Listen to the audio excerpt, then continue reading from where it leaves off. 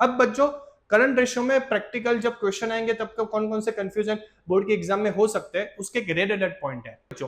अब बच्चों liquid ratio के फॉर्मूला बहुत इजी है। Liquid ratio is equal to liquid assets upon liquid liability. अब आप स्क्रीन पे देखिए करंट रेशियो। करंट का मतलब जिसका टाइम 1 साल से कम होता है। करंट रेशियो का फॉर्मूला करंट असेट्स अपन करंट लायबिलिटी। क्या होता है? करंट असेट्स अपन करंट लायबिलिटी। अब बच्चों जो असेट 1 साल के अंदर कैश में कन्वर्ट होगी, जो असेट 1 साल के अंदर कैश में कन्वर्ट होगी वो मेरी कौन सी असेट होगी बच्चों? Current assets. और जो लायबिलिटी मुझे 1 साल के अंदर पे करनी होगी वो लायबिलिटी कौन सी होगी? Current liability. यानी कि शॉर्ट में जिसका टाइम 1 साल से कम है वो किस में आएगा? करंट असेट्स और करंट लायबिलिटी में। तो फॉर्मूला बहुत इजी है, इजी तरीके से आप फॉर्मूला याद कर सकते हो। अब बच्चों क्वेश्चन जब प्रैक्टिकल देंगे ना तब तो आपको सब मिक्स असेट देंगे, जैसे कि अपनी बैलेंस शीट में असेट्स में नहीं आती है वो सारी असेट दे देंगे। उसमें से आपको आइडेंटिफाई करना है कि मेरा करंट असेट है, ये करंट असेट है, ये करंट असेट है। इससे अच्छा मैं आपको करंट असेट का एक लिस्ट दे देता हूं। इस लिस्ट के अलावा कोई भी आए आपको तो उसको ध्यान में नहीं लेना है, उसको इग्नोर करना है। तो करंट असेट्स में कौन कौन से असेट आ सकते हैं उसका एक लिस्ट में बच्चों आपको दे देता हूं। करंट असेट में पहला कैश, लॉजिकली बैंक। स्टॉक में टूल्स को ध्यान में नहीं लेना है, एक्सक्लूड टूल्स। टूल्स को क्या करना है? इग्नोर करना है। डेटर्स का मतलब जिससे पैसे लेने हैं।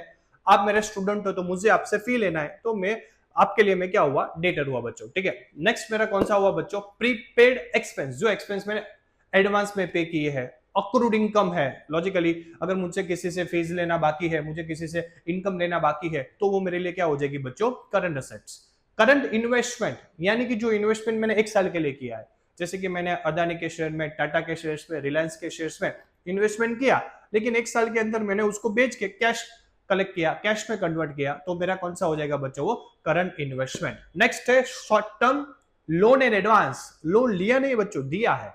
अगर दिया है तो असेट होता है। ठीक है, 1 साल के लिए दिया है, मैंने मेरे फ्रेंड को लोन दिया, ले भाई तू 1 लाख रुपया रख और फिर मुझे 1 साल के अंदर तू दे देना। तो short term loan and advance अगर मैंने किसी को दिया है वो किस में हो जाएगा बच्चों? करंट असेट्स में। तो ये हो गई मेरी करंट असेट की लिस्ट। इसके अलावा अगर कोई भी चीज आए तो उसको ध्यान में लेना नहीं है बच्चों। ऐसी लिस्ट में आपको करंट लायबिलिटी की बच्चों दे देता हूं। करंट लायबिलिटी में क्रेडिटर्स है, बिल्स पेएबल है, शॉर्ट टर्म बोरिंग है, आउटस्टैंडिंग एक्सपेंस देना बाकी है, किसी को एक्सपेंस देना बाकी है, मुझे सैलरी मेरे स्टाफ को देना बाकी है, लॉजिकली तो मेरे लिए क्या हुई बच्चों? लायबिलिटी हुई। ठीक है, प्रीपेड इनकम, मैंने एडवांस में इनकम ले लिया लेकिन सर्विस देना बाकी है तो वो भी मेरे लिए क्या हुआ बच्चों? लायबिलिटी हुआ। प्रपोज डिविडेंड, प्रपोज डिविडेंड का मतलब नेक्स्ट ईयर के लिए मैंने प्रपोज कर दिया है मेरे शेयर होल्डर को, भाई तुम्हें डिविडेंड दूंगा, तो वो भी मेरी लायबिलिटी हुई। Provision for tax, tax liability होती है जो 1 साल के अंदर हमें पे करनी होती है। ठीक है बच्चों। वर्कमैन प्रॉफिट शेयरिंग फंड, मैंने वर्कर को बोला था कि तू भाई मेरे 5% प्रॉफिट का ऑनर है तो उसको मुझे प्रॉफिट देना बाकी है, प्रॉफिट शेयरिंग फंड देना बाकी है, वो भी मेरे लिए क्या हो गई बच्चों? लायबिलिटी हुई, क्योंकि प्रॉफिट तो 1 साल के अंदर ही देना पड़ता है। तो बच्चों ये सारी जो हो गई वो मेरी कौन सी हुई? Current liability. इसके अलावा अगर कोई आए आपको क्वेश्चन में तो इसको ध्यान में नहीं लेना है। ठीक है बच्चों। तो बच्चों मैं ऐसा बता सकता हूं कि ये जो भी करंट असेट और करंट लायबिलिटी का लिस्ट है आपका कंसेप्ट क्लियर हो गया। इसके अलावा जो भी आए इसको क्या करेंगे? इग्नोर करेंगे। अब बच्चों करंट रेशियो में प्रैक्टिकल जब क्वेश्चन आएंगे तब कौन कौन से कंफ्यूजन बोर्ड के एग्जाम में हो सकते हैं उसके एक रेड पॉइंट है। ठीक है, ये रेड पॉइंट एक बार देख लेते हैं वन बाय वन तो आपका कंसेप्ट और क्लियर हो जाएगा। पहला, अगर क्वेश्चंस में land, building, plant, machinery, furniture या फिर गुडविल, पेटेंट, कॉपीराइट ऐसी कोई भी एसेट दी है कंफ्यूज करने के लिए आपको, तो उसको ध्यान में नहीं लेनी है, उसको क्या करेंगे बच्चों? हम इग्नोर करेंगे। क्या करेंगे? इग्नोर। नंबर 2, अगर आपको क्वेश्चन में डिबेंचर है, बॉन्ड है, लॉन्ग टर्म लोन है, वो सारी चीज दी होगी, उसको भी क्या करेंगे बच्चों? हम इग्नोर करेंगे, उसको भी ध्यान में रखने की जरूरत नहीं है। And number 3, very very important MCQ आ सकता है।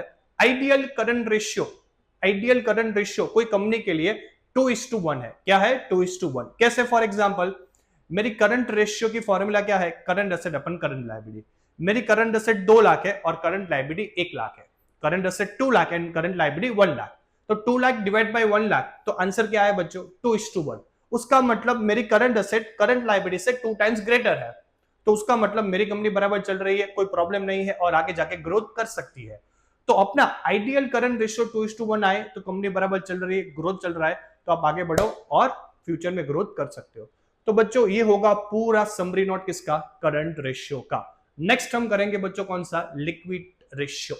तो बच्चों नेक्स्ट मेरा जो है वो है लिक्विड रेशियो।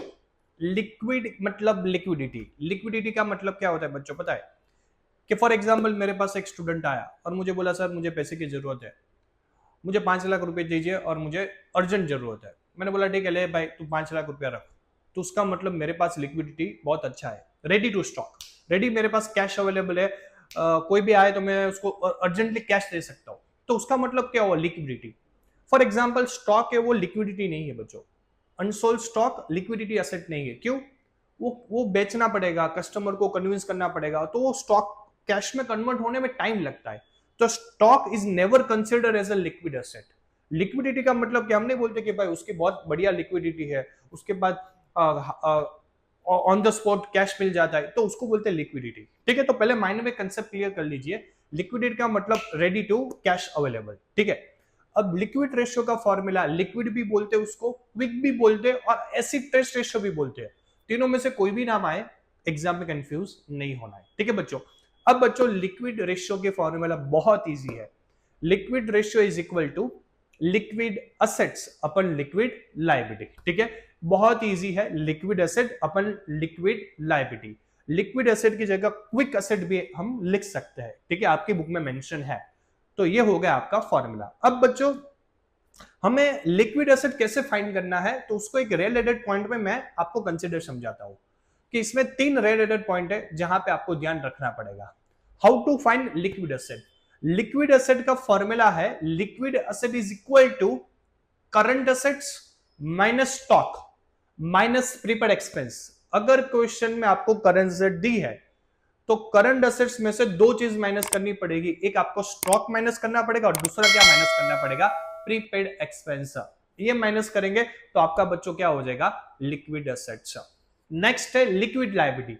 बच्चों शॉर्ट में बोल दूं, लिक्विड लायबिलिटी का मतलब करंट लायबिलिटी। इसके पहले मैंने जो करंट रेशियो सिखाया था और वहां पे मैंने करंट लायबिलिटी का जो लिस्ट दिया था, वही सारी एसेट क्या हो गए, करंट लायबिलिटी। यानी कि लिक्विड लायबिलिटी बोलूं या करंट लायबिलिटी, दोनों का मतलब क्या होगा, सेम होगा।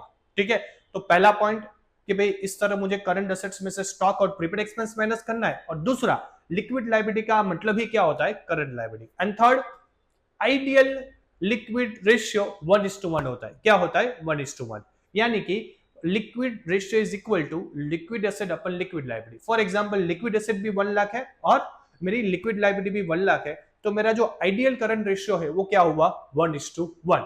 एमसीक्यू में अगर ये आए तो आपको इसका आंसर आना चाहिए बच्चों। तो पूरा मैंने आपको लिक्विड रेशियो का फॉर्मूला और उसके इंपॉर्टेंट रिलेटेड वाले पॉइंट भी आपको मैंने समझा दिए। तो बच्चों लिक्विडिटी रेशियो में मैंने 2 समझा दिया, पहला कौन सा, करंट रेशियो, और दूसरा कौन सा समझा दिया, लिक्विड रेशियो।